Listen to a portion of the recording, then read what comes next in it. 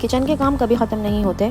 Gas ख़त्म हो गई है इस शहर से, लेकिन किचन के काम वैसे के वैसे ही हैं। स्टार प्लस का ड्रामा ख़त्म हो जाएगा, लेकिन किचन के काम वहीं के वहीं रहेंगे। किचन के काम ख़त्म करने के बाद मेरा कुछ और काम करने का प्लान था, लेकिन किचन के कामों ने कहा कि अभी मेरा कुछ और प्लान है। बाकी घर फैलाने की कसर बच्चे पूरी कर देते हैं, जब तक 2-3 दफ़ा झाड़ू पोछा न करो और तो शक्ल ही नहीं निकलती। कब पक्का सोचा हुआ था कि किचन के काम जल्दी जल्दी करके ख़त्म करके फ्री हो जाऊँगी, लेकिन किचन ने मुझे कहा कि नाइस जोक। तो जी काम मुझे इसलिए जल्दी ख़त्म करना था क्योंकि मैंने सोचा था बच्चों के स्कूल स्टार्ट हो गए हैं, इनकी सारी बुक्स और कॉपीज़ पर जल्दी जल्दी कवर चढ़ा दूँगी।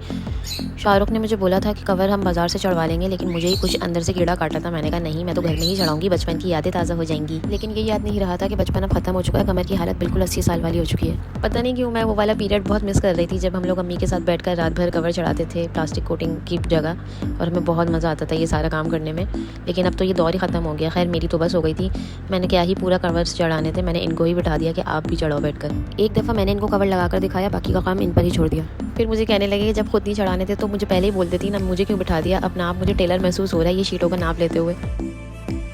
लेकिन ये काम करने में भी अपना ही मज़ा आ रहा था, हम लोग तो इस चीज़ को भी बहुत एंजॉय कर रहे थे। मेरी लेकिन कमर के 4 टुकड़े हो चुके थे, तो मैंने तो आधा काम करके सारा इनके ऊपर ही छोड़ दिया था कि बाकी कभी आप ही कर लो। फिर मैं सुकून से इनको काम करता हुआ देखती रही। ये कहकर मैं इंस्पेक्शन के लिए खड़ी हो गई कि आप करते रहना और मैं सिर्फ चेक करूँगी कि सही किया या नहीं।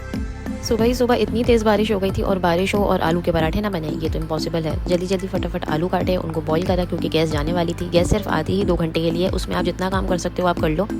उसके बाद आपको सिलेंडर ही यूज़ करना पड़ता है, लेकिन सिलेंडर में वो बात ही नहीं आती।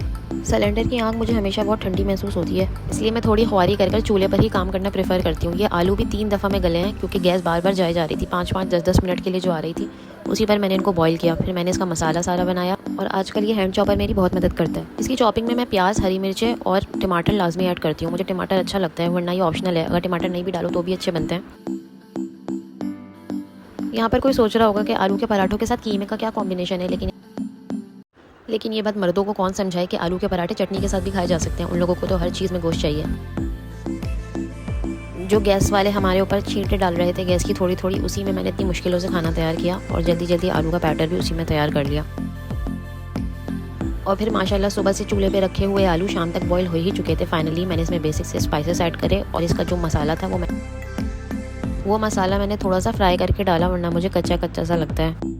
खटास के लिए मैंने इसमें थोड़ा सा लेमन भी ऐड किया था। और जैसे ही गैस आई मैंने तो सबसे पहले गैस की नज़र उतारी और बगैर टाइम वेस्ट किए पराठे डालने शुरू कर दिए। बीच बीच में बच्चे आकर इतना तंग कर रहे थे, आटे उछाल रहे थे, आटे का खेल कर रहे थे। ये बच्चे पता नहीं क्यों आटे को अपना प्लास्टिक चाइन समझकर उससे कुछ ना कुछ इन्वेंट करने की कोशिश करते रहते हैं। यहाँ मेरे सारे पराठे ऑलमोस्ट डन थे। अब फाइनली टाइम था आलू का पराठा एंजॉय करने का। मैं तो पराठा हमेशा रायते और चटनी के साथ खाती हूँ। आप बताएं आपके पास कोई अच्छी रेसिपी हो तो शेयर ज़रूर करिएगा। Thank you for watching, bye bye.